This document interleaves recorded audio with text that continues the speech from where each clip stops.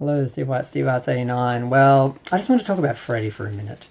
Freddy's a very problematic character. Now, I found it funny in the documentary I Am Nancy, where Heather Langenkamp was continually sort of making fun of the fact that whenever she goes to conventions, Freddy's more popular, and he'll have a line of people out the door, and she'll, like, wanting autographs, and she'll have, like, no one or just one or two people talking to her.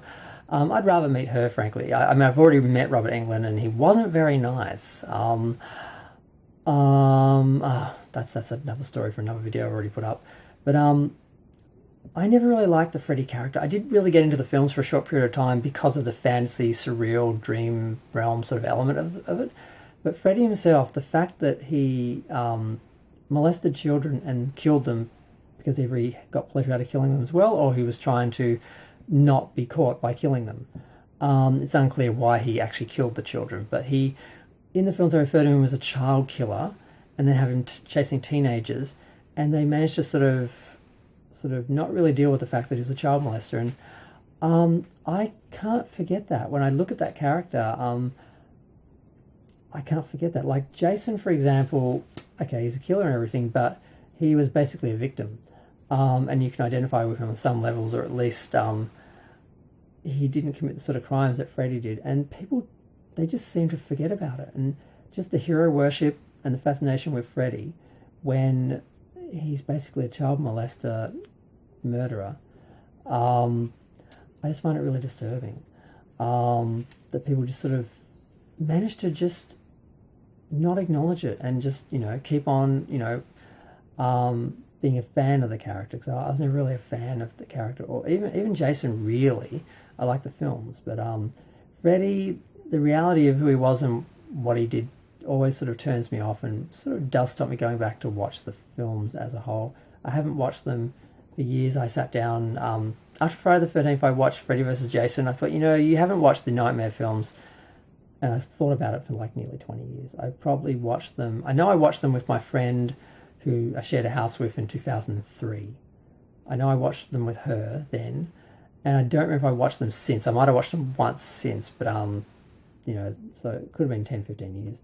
I know the last time I watched them was on my 4:3 TV on DVD with the black bars for the widescreen. At least this time I'm watching it on a proper widescreen film, a TV screen with Blu-ray and everything, so it was a better experience. And I bought the Blu-rays, I bought the DVDs, watched them once with my friend, bought the Blu-rays, didn't watch them, just sat them aside. But it's mostly because just the idea of Freddy. Now, Freddy came from, I guess, Wes was trying to think, what's the worst thing you could do or be, and he picked, child molester. And then he made him into a demon that kills people in their dreams, which is terrifying. He based that on a couple of real-life experiences. One was just seeing this guy out on the street who was looking up at him, directly at him into his eyes when he was in his home. And you could tell this guy was just trying to scare him, and he found there's something really evil about that. So that's part of Freddy. And the other part was the dream element was based on real life, actually. There was a group of kids, I think they were all North Asian guys, I think. The last one, I think, was. And the New York Times had put up these stories, about three people who died in their sleep in what appeared to be nightmares. And one of them did say he felt there was someone in the dream was trying to kill him, and he was afraid to go to sleep or he'd die. Eventually he had to go to sleep. His parents sort of were making it hard for him and trying to make him sleep. And he went to sleep, and then they were woken up by him screaming, and he was dead. So, so there's a bit more behind the sort of idea of Freddy than just, Wes Craven's imagination, which is kind of scary.